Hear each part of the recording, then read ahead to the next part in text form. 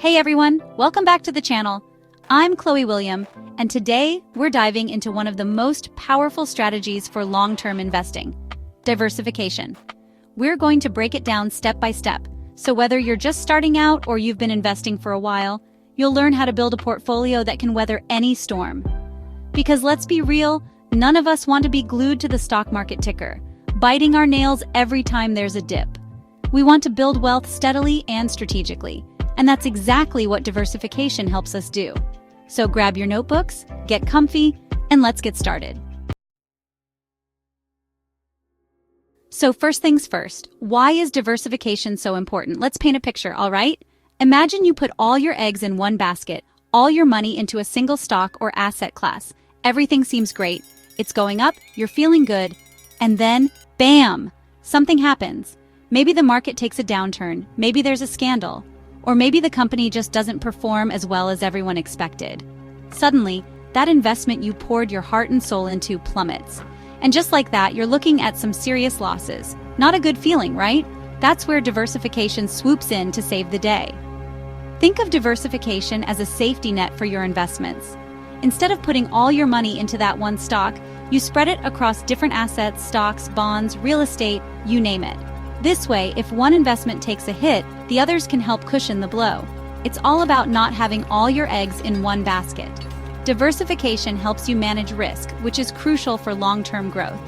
Because let's be honest, none of us can predict the future with 100% certainty.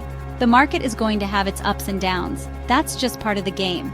But with a well-diversified portfolio, you're better equipped to ride out those waves and come out on top in the long run. Remember, we're playing the long game here, people. We're not looking for quick wins or overnight riches. We're building wealth strategically and sustainably, and diversification is the foundation of that strategy. So are you ready to dive into the world of diversification and build a portfolio that's built to last? Let's do this. All right, so we know diversification is key, but how do we actually do it? Well, it all starts with understanding the different types of assets you can invest in. Think of asset classes as the building blocks of your portfolio. Each one has its own unique characteristics, risks, and potential rewards. Let's break down some of the most common asset classes. First up, we've got stocks. These are like little pieces of ownership in publicly traded companies. When you buy stock, you're essentially betting on the future success of that company. Stocks have the potential for high returns, but they can also be volatile. That means their prices can go up and down quite a bit, especially in the short term. Next, we have bonds. These are like loans you give to governments or corporations. When you buy a bond, you're lending them money, and they promise to pay you back with interest. Bonds are generally considered less risky than stocks because they offer more predictable returns. They're like the reliable friend in your portfolio. Now, let's talk about real estate. This one's pretty straightforward. It's all about investing in physical property like houses, apartments, or commercial buildings. Real estate can be a great way to diversify because it's a tangible asset, meaning you can actually touch it, unlike a stock certificate. It can also provide a steady stream of income if you rent out your properties. Then we have commodities. These are raw materials like gold, oil, and agricultural products. Commodities can be a good hedge against inflation, meaning they can help protect your portfolio's value when the prices of goods and services are rising. And finally, we have ETFs and mutual funds. These are like baskets of different assets that you can invest in with a single purchase. They offer built-in diversification because they hold a variety of stocks, bonds, or other assets. It's like having a mini portfolio within your portfolio. Understanding the different asset classes and how they behave is crucial for building a well-diversified portfolio. Remember, there's no one-size-fits-all approach here. The best mix of assets for you will depend on your individual risk tolerance, investment goals, and time horizon. Now let's zoom in a little closer and talk about diversifying within your stock portfolio. Because even if you have stocks, bonds, and real estate, if all your stocks are in one industry, you're still vulnerable. So how do we diversify within our stock holdings? Here are a few key strategies. First up, sector diversification. The stock market is made up of different sectors like technology, healthcare, finance, consumer goods, and energy. Instead of putting all your money into just one or two sectors, spread your investments across different industries.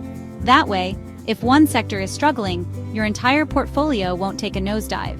Next, we have market capitalization diversification. Market cap refers to the total value of a company's outstanding shares. Large cap stocks are the giants of the market, like Apple or Amazon. Mid-cap stocks are medium-sized companies, and small-cap stocks are the little guys with lots of growth potential. By investing in a mix of large-cap, mid-cap, and small-cap stocks, you're diversifying across different levels of risk and return.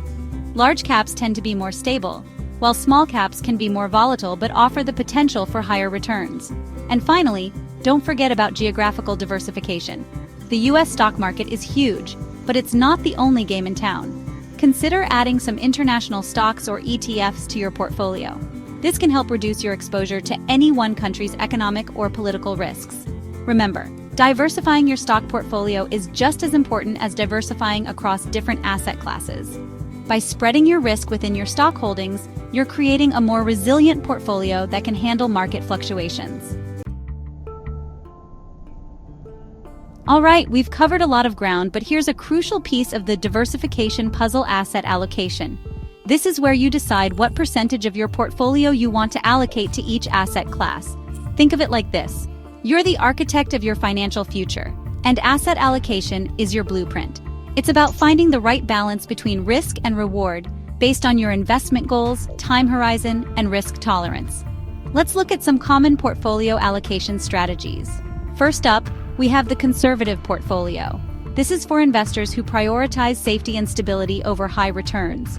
A conservative portfolio might allocate 70% to bonds, 20% to stocks, and 10% to alternative investments. Next, we have the balanced portfolio.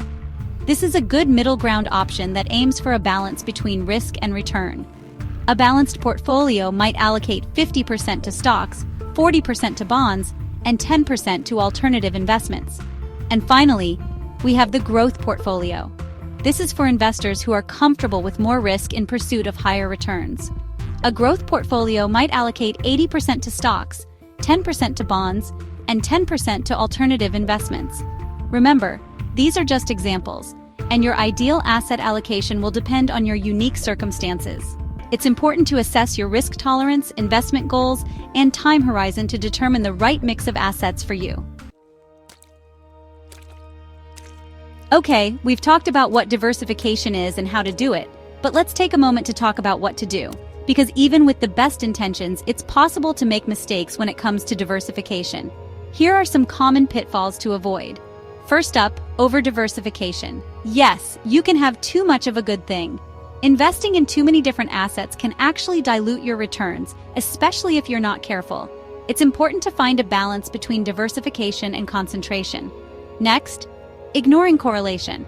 Just because you have a bunch of different assets in your portfolio doesn't mean they're truly diversified.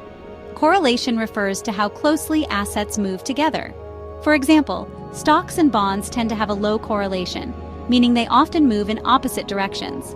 When building your portfolio, make sure you're choosing assets that have a low or negative correlation with each other. This will help reduce your overall risk. And finally, neglecting rebalancing. Your portfolio's asset allocation is not meant to be set in stone. Over time, as your investments perform differently, your target allocation will drift. Rebalancing is the process of bringing your portfolio back to your desired asset allocation. This might involve selling some of your winners and buying more of your losers, which can be emotionally challenging but is crucial for maintaining your desired level of risk and return. So, there you have it. Everything you need to know about mastering diversification and building a portfolio like a pro. Let's recap the key takeaways. First, diversification is all about managing risk. By spreading your investments across different asset classes, you're reducing the impact that any single investment can have on your overall portfolio. Second, understanding different asset classes is crucial for building a diversified portfolio. Each asset class has its own unique characteristics, risks, and potential rewards. Third, asset allocation is key. Decide what percentage of your portfolio you want to allocate to each asset class based on your investment goals, time horizon, and risk tolerance. Fourth, avoid common diversification mistakes like over-diversification, ignoring correlation, and neglecting rebalancing. And finally, remember that diversification is an ongoing process. It's not something you do once and forget about.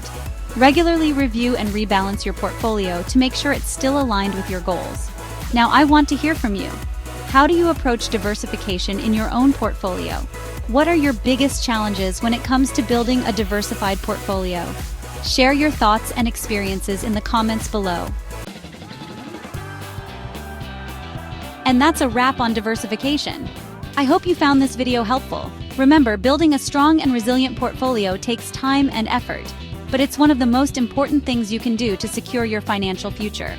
If you enjoyed this video, give it a big thumbs up and subscribe to the channel for more investing tips and strategies. And don't forget to hit the notification bell so you never miss an upload. Thanks for watching, and I'll see you in the next video.